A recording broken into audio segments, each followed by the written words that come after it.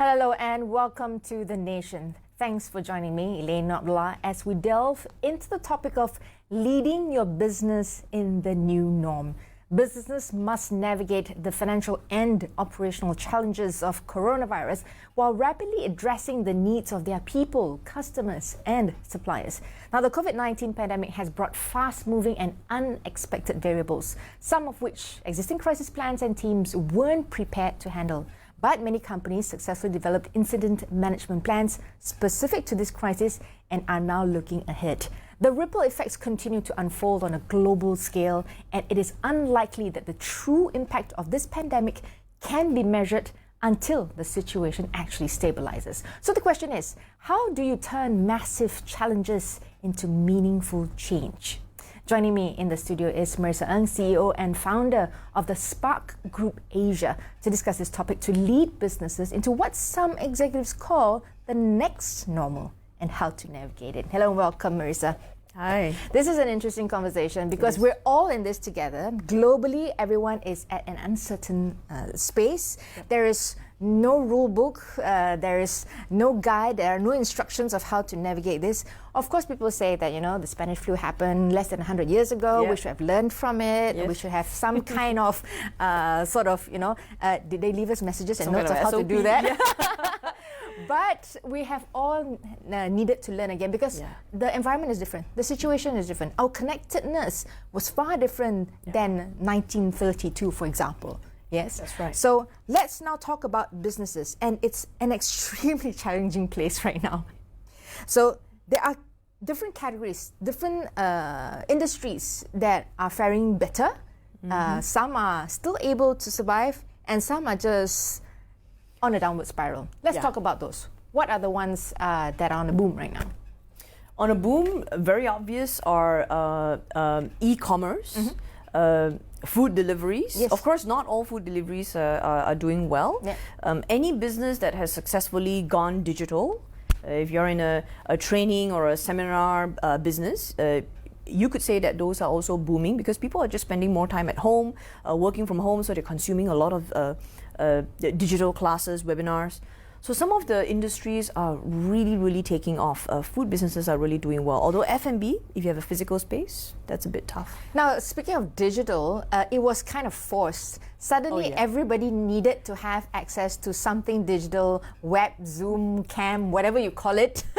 In order for you to stay connected, continue to work, and continue to study, or continue to stay connected with those who have been isolated from you. So one of those things, the relationship, we saw globally, it was the tool that helped keep us sane and together for a period of time. Yes, keeping us together. But one thing I have to say with COVID-19 and really just push and shove, I call it a push and shove in the right direction. Yes. Because a lot of businesses know they need to go digital. When we run our programs and say, how many of you know we've got to do digital marketing, you've got to go online? Yeah, tahu. But then they never get it done until this happened. How do I use Zoom? How do I go online? How do I set up my KPIs? Because now you got to manage your entire team from home. Remotely. Now you have to learn how to manage remotely, which is essentially what they should have done in the beginning. But we talked about infrastructure that supports this. Yes. How is the infrastructure at this point in time? There have been a lot of complaints that it is insufficient. Insufficient. I totally agree with you, Elane. I mean, at the end of the day, we all have to use the internet now, and that's really something that we're reliant on and dependent on. So when the internet cuts off or our 3G or our data is insufficient, a lot of employees can work from home, but a lot of them can't even get work done properly. So for example, they're saying, hey, can I come to the office 2 days to work and I'll do all my internet and my surfing stuff from the office. So they can't do a complete work from home because the infrastructure is just not sufficient. It affects productivity. So does that mean that we are still structurally lacking? And what are the moves in the right direction for us to be able to stay competitive and remain relevant? Oh, I think that's a very good question for the government. Exactly. Very, very good question. Because this, of course, was a push and shove in the right direction. Because it's a huge investment. It is. It is. It's not easy, but even I think Unify suffered a lot during this period of time because more people jumped onto the bandwidth. Yeah. So then it started to struggle. Time did well, although it had its momentary blankouts as well. But if it were not for that, a lot of people would be struggling with trying to get online and even get anything done. So there should be more funding towards that direction, because digital is it's not the new. It has always been the way that it was meant to go towards. But like you said, there was no real urgency for us to ditch the old and embrace what is necessary. Yes. So that's in one direction. Now let's talk about those that are still surviving. That's the boom, the e-commerces, those who have had apps to aid with food deliveries. Yes. But not all are fortunate enough to be digital ready for the pandemic. Well, it's not specifically for that, but survivals. So let's talk about the survival economies. There was still some ability for even the brick and mortar restaurants and F&B to survive. Besides that, what were the ones that were still in a safe enough zone to maintain survival? I think, very honestly, a lot of people did not consider themselves in a safe zone. So they were thinking that, oh my gosh, if the children don't go to school, kindergartens, nurseries were all wondering, can they continue? Can we continue? Yeah. I mean, even one, for example, gyms, fitness centers were just all going, can we continue? Is it the end for us? Is it the end for us? So many businesses were in this, and because we went into recovery, it said, okay, there's a little glimmer of light. The people that are just still in the gloom, still in the dark, and they're going, oh gosh, so they're still worried about their what's going to happen to them, our events. Hotel, tourism, hospitality, all those are still in the dark because if the borders don't open up, they're all still down here. So some people are just coming up here now. They're making changes to, like for instance, we have a client, they run a swimming center. Right. And people are so afraid of jumping in the pool. Contact. So they say, oh my gosh, our business is swimming. What do we do now? Don't swim. Don't swim. So can we do it virtually? How do you innovate? How do you change your business in order for you to face these challenges? These are really trying times. But as you've mentioned before, pandemic is temporary. Yes. Okay, it's not temporary as in like 2 days, but it will eventually pass. It will. We just don't know how long. How long? Yeah, how long? But businesses are the ones that need to continue to grow and continue to sustain economies, because that's how we live. Economies are the heartbeat of a country. It's our interaction. We work. So how do we invest in order for us to remain sustainable, remain able to stay afloat? So is that a mentality of staying afloat? Survival, thriving? Can I still think about thriving, succeeding, achieving? What's next? It's almost like, Elane, we have to survive first before we can thrive. This whole year, Jack Ma said it, just survive, just think about staying afloat. Don't even think about thriving. So, but the mentality is really interesting because we've got people that are intention versus attention focused. So what is this? What is intention versus attention focused? Good question. If you're attention focused, what grabs your attention now, it will have your full focus. Versus if you're focused on intention. And I go back to the question of, why did we start businesses? Why did we start? We didn't start for like a year, 10 years, 20 years. We started our business because it's, for some of us, it's a legacy. But a lot of people will just say that, so I want to make money. It can be. As well as the business owners versus entrepreneurs. Right. So some people just want to make money. But and when now it's zero income, so it's no longer making money. What's next? Why should I be in business? Okay. So then a very, very good question that we ask all business owners is this period of time an investment or an expense? Because if it's an expense, I know a lot of people, and a lot of you are out there as well, COVID-19 has literally wiped out your retirement fund. It literally, if that's pocketed aside for you to last the next 20, 30 years, it's wiping it out. Yeah, it's wiping it out. You're 65, 70, and you can't quit. Yeah. And so the question really is, are we investing or is this an expense? Because an expense, you're paying the salaries, can't get rid of your employees now, you've got to keep them on, the factory all still runs, rental still needs to be paid. And what do you do? So do you see this as an expense, write off later, this is year 2020, or is this a time to really invest? And we've got business owners that are being really intentional, Elane. It's unbelievable, but we're hearing these stories of people just saying, look, I'll invest even more. I'll take this opportunity to upgrade all my software. Manufacturing companies, factories, they're burning millions by the month. Wow. I kid you not. Wow. Just not even making any money, they're burning millions. But they're going, this is where we invest. So they invest more. But these are the companies that will thrive. These are the companies that, if they have put in that time and effort, will be able to rise above like a phoenix. They can rise above. Yes. But you're talking about these guys down here that, oh my gosh, I don't know how long. Yes. And we don't have a... So that's the question. Okay, so the second category in the survival has the opportunity to re-emerge after this opportunity to improve, to R&D, to innovate, to put yourself in a place where you will become more competitive and more relevant, and therefore it's like, you know, people renovating their restaurants. They take that 1 month, right? Okay, renovate restaurants, revamp my menu, and therefore now, I have a new offering, right? So this is the perfect time for you to be able to do that. It's like how artists, you know, take their time, create their songs, then, you know, there's a gestation period, right? Yes. So that's the gestation period. Now, we will have to go on a short breather later, but I want to talk about the dark area, this dark, gloomy place.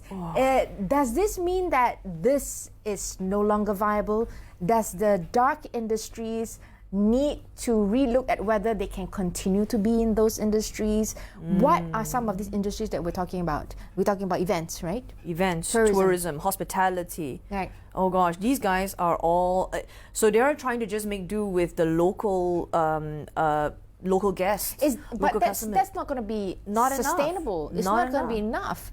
So there will be the question of what's next for these things, because does it mean that there's a huge change in the way that economies and countries function, because they are pillars for quite a large amount of population dependent on their living. In some nations, it's purely tourism that keeps the economy going. Exactly. So those are very difficult times. We will take a short breather right now. We will come back. Let's delve into that slightly deeper, because these are the industries that need support the most. We'll take a short breather right now. We'll be back right after these messages. Stay tuned.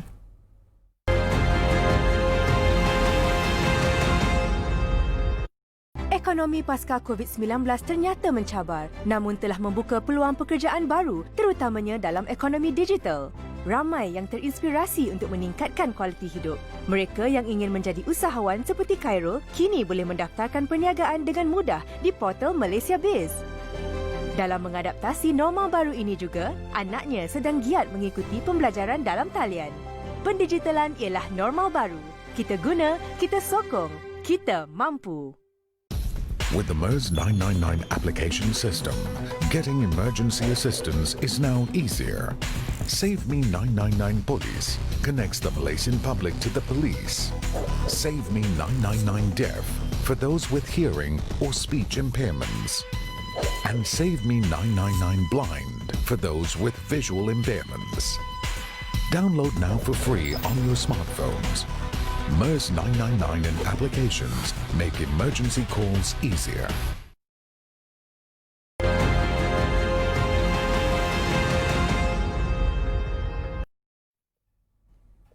Hello, thanks for staying with us on The Nation. You're still with me, Elane, Abdullah, and I'm speaking to Maresa, who's leading us through into the new norm of businesses. Now, Maresa, we talked about, who's booming, who's surviving, and let's talk about the dark ages for certain industries. So we talked about how events, tourism, hospitality, these are severely affected. Anybody in the MICE industry, how do they then revamp themselves?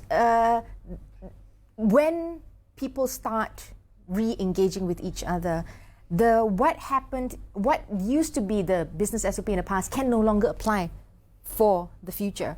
a lot of, if you remember during this time, there were a lot of countries who were debating how to manage flights, how you're going to allow people on, because it's not economic viable to say that, you know, you keep 3 rows empty and then you have 1 person fly.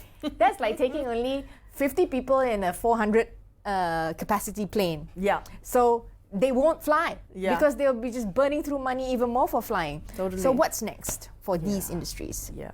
How do they move away from this? Where's the light at the end of this tunnel? Oh gosh, where's the light at the end of this tunnel really depends on the COVID-19, because, you know, at the end of the day, the borders are all still closed, and as long as the borders are closed, and these are challenges that are really outside of our control. Because so these industries that we're talking about are high in OPEX. Very, very high in OPEX. So if you look at hotels, you look at event or travel operators are like airlines. Okay, if I may, there is so much that they are burning every single month. Now, when does it end? Is when they can go back to a normal, or the next normal is when the borders reopen. But if the borders don't reopen, when do they get to the end of the line and say, look guys, we really have to pivot? And if you're looking at airline, what's their biggest asset? Planes. If you look at hotels, what's their biggest asset? Premise, space. So what we have, some hotel operators are just going, gosh, we can't run hotels anymore. They're actually converting. So they're converting the asset into co-living spaces, because the next trend are people that just want to rent. The youth and the millennial can't afford houses here anymore. So they're saying, hey, you know, why don't we convert this into co-living spaces, which is actually very, very popular in Singapore. Right. So they're bringing some of that here. But the key here, Elane, is what is your asset? And is your asset convertible into another use, into something else? Right. If it's an airplane, I can't think of anything else. Essentially, we need to. Why not? An airplane can become a cafe. It can become a restaurant. You know, everybody wants to go to a unique place to have dinner or lunch. Why can't I have moving airplanes be my next restaurant? I would do that. But anyhow, that's separate. But yes, identifying your asset and being versatile about its use. Being versatile about its use. Okay. That's right. And I think that's the part where a lot of businesses and entrepreneurs need to get out of that hat. Oh, what do I do now? But that's just asset. We have another type of asset, which is people, which is burning through another huge chunk of money. Actually, the larger another portion. OPEX, yes. So that's also why I think going through a lot of skills training, and the skills training that are going through the roof, Elane, are, for example, digital and marketing, online, e-commerce. All these skills are just going through the roof. They're blowing up because people just realize, oh gosh, I got to send all my existing people to have all these skills, and I got to hire a whole bunch of these. So where Penjana is coming in, Penjana HRDF is doing a pretty good job with funding people in the B40 and the M40 to be able to upskill themselves. Yes, upskill themselves. Right. All these are very, very powerful skills. But of course, it'll take time. It doesn't mean I learn it and I get it on straight away. So how has, speaking of Penjana, how has the government been doing with regards to, you know, facing this pandemic? It has been a rocky road for a lot of countries. Globally, everybody was caught off guard. Yes. Some did pretty decent. I think we fall into that category. Some did extremely poorly and are still suffering. But with regards to governance, with regards to aid, with regards to essentially systems to ensure that the economy continues to be able to sustain itself. Yes. How would you think we fared, and what else can be done? Yeah, I think it's a health pandemic versus a financial, economical pandemic. And I think Malaysia, we did really well in stopping the spread, just really hunkering down and doing that. But when it came to the assistance, I think everybody was shocked. You know, when we had the announcement of the lockdown, it was just very shocking, and then we had this influx of different assistance, support. Yeah, there was an announcement of 23 billion from the initial Prihatin package. Then there was... Honestly, I'm very close to our SME community. Hadn't seen any one of us really taking some of that really low interest loans that you say they're dishing giving out. We've seen a little bit on the Penjana HRDF, HRDF helping doing some training. The banks are falling in to really revising some of the loans. Yeah, Now that's restructuring, really that's helping. really helpful, yes.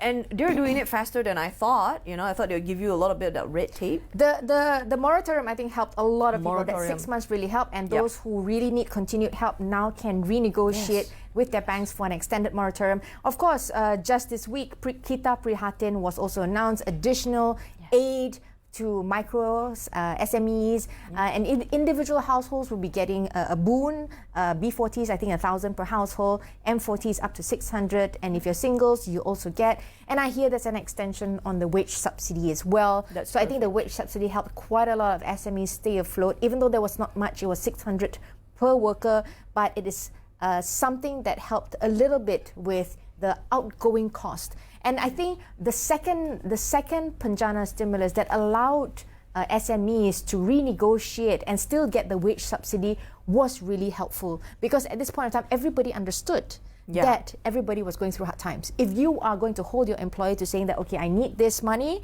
and I'm not going to budge and I cannot get the wage subsidy, it's just going to sink most of these businesses. The only challenge that I have is that the wage subsidy is applicable to people that are making under 4K. Yeah. So a lot of people are saying if you're in your M40, you're kind of neglected in this whole thing. Yeah. So perhaps they can open up a little bit. Open it up. So the 600 subsidy applies to all. It should be all. I mean, look at a lot of countries, Singapore, the UK. I looked at their wage subsidy plans. They are distributed throughout. It doesn't matter what you earn. It is to maintain the economy. So I'm hoping to see that hopefully in the next announcement, if there's another one. Yeah, I hope so. With this, with yes. this. So for Penjana, I think there has been quite a few success stories that I've heard of in terms of people getting aid, but it cannot be the be all and end all. It cannot be a reliant on funding and aid. We as a community, as citizens, need to figure out how to save ourselves as well. So where do we go? How do we save ourselves? Because we are now closed. We are now in a closed loop of an economy. And we cannot be reliant on the external factors to be able to, the tourism money to come in. We need to now self-sustain. How do we create that closed ecosystem that is sustainable? Yeah. If I may, Elane, this is the beginning. This is the start. If a lot of people are thinking this is the tough part, I think the tough is yet to come. Yep. And how to make ourselves more sustainable, it really comes down to your business model. What can you, and every different industry is so variable what you can do, which comes down to a lot of what I see with businesses and entrepreneurship is the innovativeness.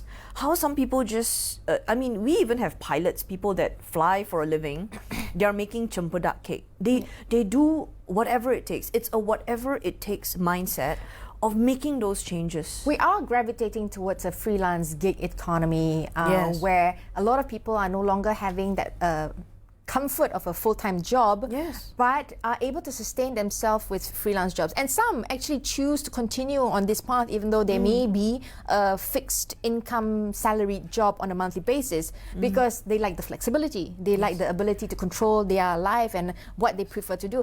And perhaps they also found what's more important in life, the time with the family, the time for themselves.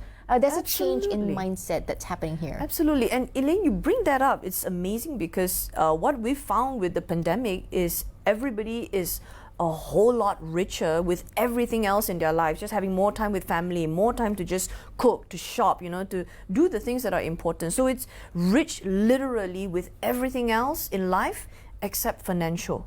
So and how do you put a price on that? Yes. Yeah, how do you put a price on that? So if I may, it's even brought people closer together. People are helping each other out. Hey, you cook this, can I market it to the people in my condominium? We are becoming more people than we were. As in people. More people. Yes, more people. Yeah. Human instincts are coming back a little bit versus, all the commercial part of things.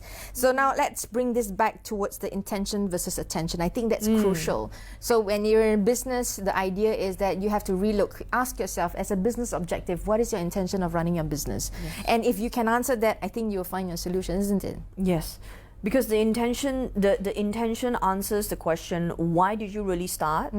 And is this temporary setback, although this temporary setback, Elaine, Might take some time. might take some time. Yeah. We don't know the turning point, but everything that goes down is going to bounce, is going to hit the ground. They say every door that closes, Will there's another open up. one to open. Yeah, and the beautiful thing is that this pandemic has opened up so many doors for us, even as a government, as a country. Yeah.